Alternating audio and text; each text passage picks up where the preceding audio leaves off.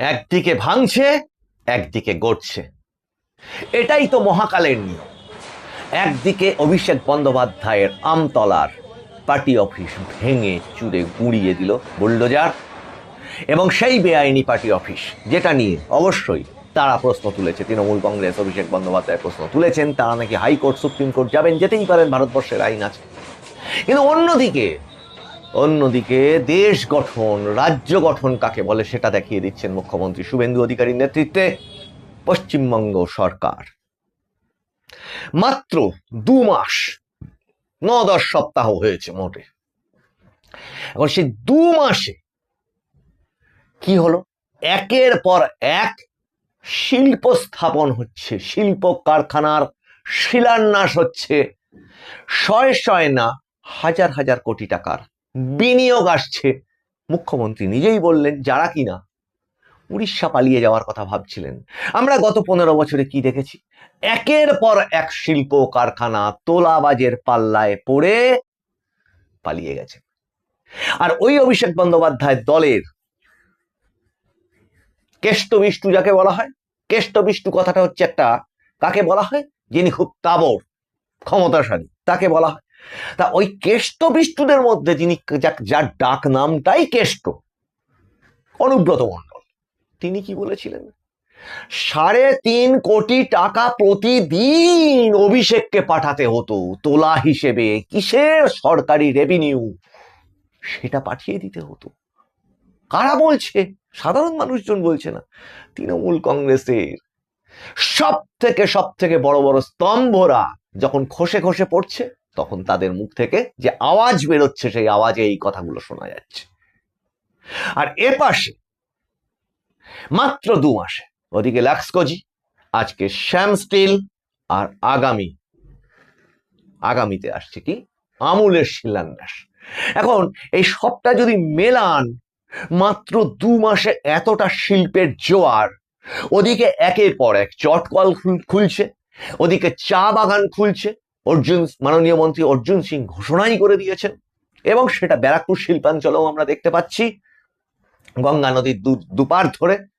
তেমনি এগুলো যেমন চোখের সামনে আসছে সরকারি প্রচেষ্টা, এবং আগামীতে কি কি আসতে চলেছে সেগুলো সরকার ঘোষণা করে করে জানাচ্ছে। ওদিকে যারা খুব বড় বিরোধী ছিলেন, তারা ঠিক কি করতেন? এই তৃণমূল কংগ্রেস সরকারের বিরোধী ছিলেন, তারা তাঁদের জমানায় যখন ছিলেন, তাদের কাজই ছিল লক আউট, তালা মেরে দাও কারখানাতে। আর সেই ধারাটাই বজায় রেখে চলেছিল 15টা বছর। খেয়াল করুন সুধী দর্শকবৃন্দ, একটি সমাজ অরাজক হয় কিভাবে। আর এই যে মুখ্যমন্ত্রী শুভেন্দু অধিকারী এই যে বক্তব্যগুলো রাখছেন, এর ঠিক পরের অংশটা আপনারা শুনে নিন, তারপরে আসছি আসল কথাটায়। देश के प्रधानमंत्री का कमिटमेंट है, विकास भी होगा, विरासत भी होगा। ये दोनों को मानते हुए हम लोग काम कर रहा है। ये तो अग्निमित्रा पाल जी ने बताया, ये तो शुरुआत है। जैसे 4th में काउंटिंग का दिन, सुबह 9 बजे फर्स्ट राउंड का कुछ रुझान आया था, 18-20 राउंड तो काउंटिंग हुआ। ये तो लाक्सकोजी का इन्वेस्टमेंट पहले हम लोग किया 600 करोड़, आज बड़ा इन्वेस्टमेंट है 15,000 crore. Day after tomorrow honourable cooperation and home minister respected Amit Shah ji will come in Calcutta. उन्होंने वर्चुअली इनोग्रेट करेगा हावड़ा का धूलागढ़ में अमूल का प्लांट 700 करोड़। मैं अगस्त का 15 तारीख का बाद फिर आ रहा हूं दुर्गापुर में, 4000 करोड़ का एक इन्वेस्टमेंट मेरा हम लोग का रेडी है, उनका पास लैंड भी है, उसको सब क्लियरेंस मिल गया है, आगे भी चलते रहेगा। मेरा साथ बड़ा बड़ा ग्रुप का मीटिंग शुरू हो गया, और भी बाकी है, ज्यादा दिन नहीं हुआ। ये सरकार 9 हफ्ता का सरकार है, 100 दिन भी पूरा नहीं हुआ है। L&T ने मीटिंग किया, लर्सन एंड टूब्रो, उन्होंने यहां बड़ा प्लान लगा रहा है, इन्वेस्ट कर रहा है। गौतम अदानी जी का साथ उन्होंने मुझे बेस्ट विशेष दिया था 5 मई को, उन्होंने अपने डायरेक्टर और अपने बेटा को भेजा था। उन्होंने सेक्रेटरिएट में मेरा साथ बात कर लिया। वो ताजपुर में सीपोर्ट नहीं होगा, वहां सरकार का पास जमीन नहीं है।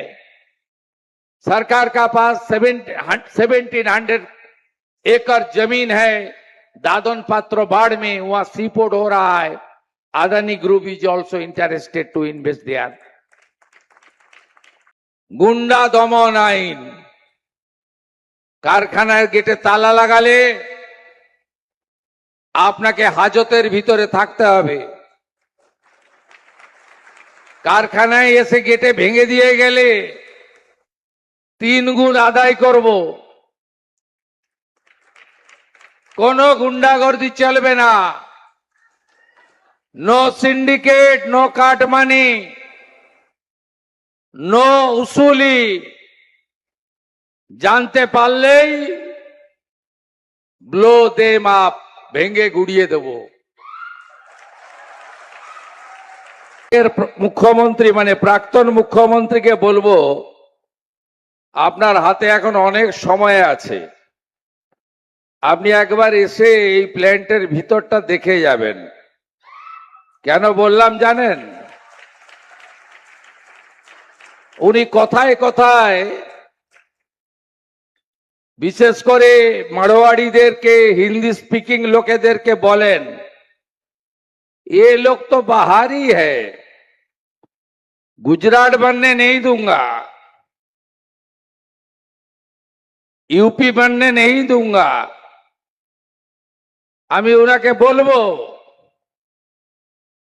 যে আমি অভিভূত, মন্দির তো আছে, রাধা মাধব তো আছে, মহাদেবের শিবলিঙ্গ তো আছে, নন্দী মহারাজ তো আছে, গোশালা তো আছে, সবুজায়ন তো আছে, সাথে বাংলার কলা সংস্কৃতি স্বাধীনতা সংগ্রামের 2 বরেণ্য ব্যক্তিত্বের মূর্তি আছে, রবীন্দ্রনাথ ঠাকুর আর নেতাজি সুভাষচন্দ্র বসু।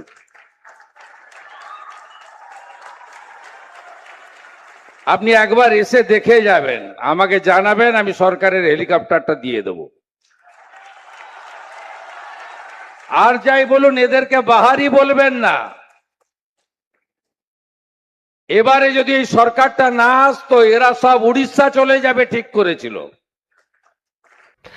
একটি সমাজে যদি সুস্থ সুন্দরভাবে শিল্প, কারখানা এবং কর্মসংস্থান কতটা উনি বললেনই, কতটা বিনিয়োগ হচ্ছে সেটা তো তিনি সুগম করবেনই, কিন্তু সেখানে মূল মানদণ্ড থাকবে কতটা কর্মসংস্থান হচ্ছে সেইটা খেয়াল করতে হবে।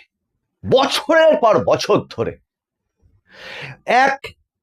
এই পশ্চিমবঙ্গের মাটিতে সরকারি চাকরি পেতে হবে, পাশ করতে হবে মাধ্যমিক, হায়ার সেকেন্ডারি, বিএ পাশ করতে হবে, বিএসসি পাশ করতে হবে, এমএসসি পাশ করতে হবে বা এমএ পাশ করতে হবে, করে বিভিন্ন রকম সরকারি চাকরির পরীক্ষা দিতে হবে। সেটাও খুব লিমিটেড ছিল বাম সরকার যখন চলে গেল, আর তারপর সেটা উঠেই গেল। একটার পর একটা কমিশন হয় উঠে গেল, নয়তো একটা আজকে দেখলে যেখানে ছোঁয়া যাচ্ছে, যেখানে হাত দেওয়া যাচ্ছে, সেখানটাতেই দেখা যাচ্ছে নিয়োগের দুর্নীতি।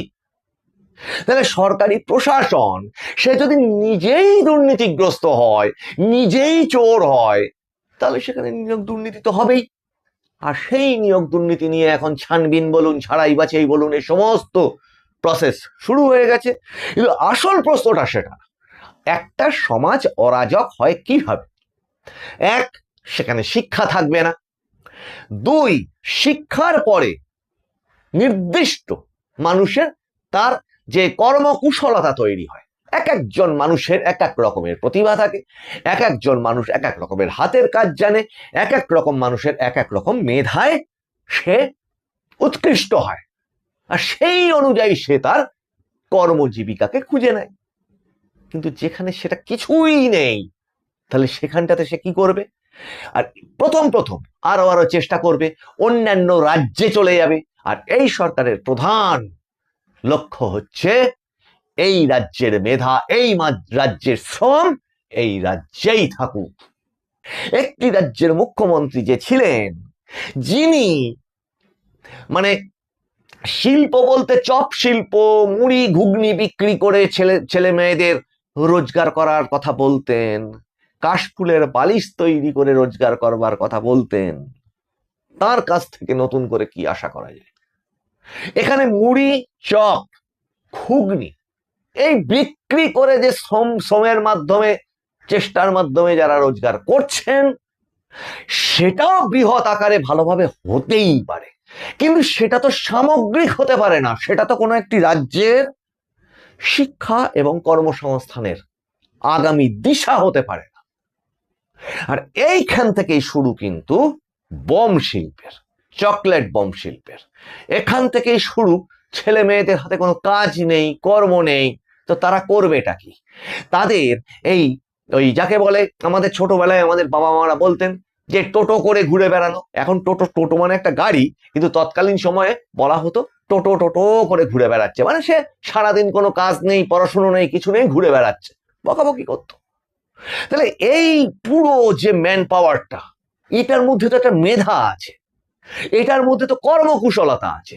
না তার স্কিল ডেভেলপমেন্ট হয়েছে, না তার মেধার বিকাশ হয়েছে।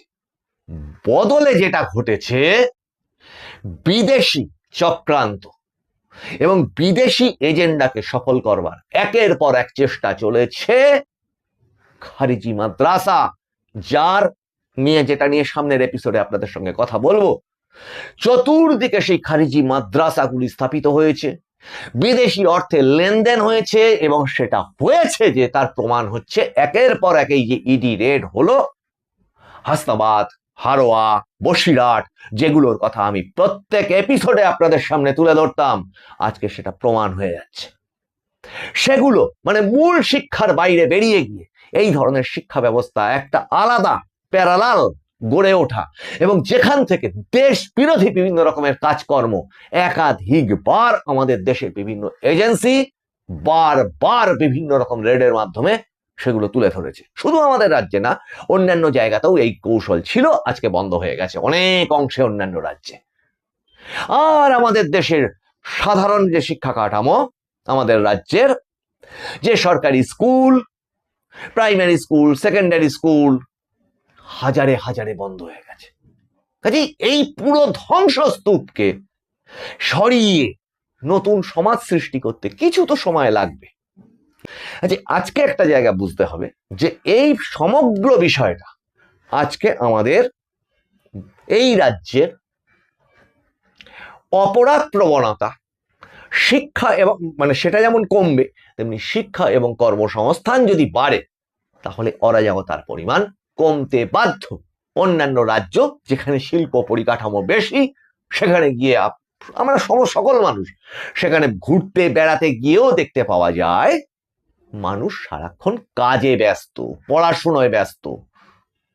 আজকে অন্যান্য রাজ্য থেকে যে পরিমাণ আইপিএস আইএএস বেরোয়, আমাদের এই রাজ্য থেকে বেরোয়নি এতদিন, কারণ ঠিক এই অপশাসনের জায়গাটা। আর মুখ্যমন্ত্রী শুভেন্দু অধিকারীর আজকের এই বক্তব্য, আর ওই মমতা বন্দ্যোপাধ্যায়কে তিনি ওই বক্তব্যের মধ্য থেকে একটা ইনভাইটেশনও দিয়ে রাখলেন। সেই ইনভাইটেশনটা খুব ইন্টারেস্টিং। আসুন এসে দেখে যান কেমন ভাবে হচ্ছে। প্রয়োজনে রাজ্য সরকারের হেলিকপ্টার উনি পাঠিয়ে দেবেন, কিন্তু রাজ্যের মানুষ চাইছে এই যে ডায়মন্ড হারবারে যে পার্টি অফিসটা ভাঙা হলো, 7 লাখী সাংসদ তিনি এবং ওই অপশাসনের স্বৈরাচারী যে নেত্রী, এদের দুজনকেই, আর কোনো ইনভাইট না, ইনভাইটেশনটা এবার আসুক জেল থেকে, আইনের মাধ্যমে। রাজ্যের মানুষ খুব খুশি হবে। শুধু দর্শকবৃন্দ, এই এপিসোডগুলো কেমন লাগছে আপনারা অবশ্যই জানাবেন। আপনারা একটু লাইক, কমেন্ট, শেয়ার করুন। আপনাদের মতামত অত্যন্ত মূল্যবান। আর নোটিফিকেশনকে অবশ্যই অন রাখুন। অনেক সময় তাতে ডিস্টার্ব হচ্ছে, যার ফলে আপনাদের কাছে নোটিফিকেশন পৌঁছচ্ছে না। আমরা ইউটিউবকে সেটা জানিয়েছি। আপনারা নজর রাখুন মানুষের ভাষার পর্দায়, কারণ মানুষের ভাষা সবার মনের কথা বলে। আপনাদের সঙ্গে আবার দেখা হচ্ছে সামনের এপিসোডে। আমি প্রবীর রায়চৌধুরী এতক্ষণ আপনাদের সঙ্গে ছিলাম। বন্দে মাতারাম। নমস্কার।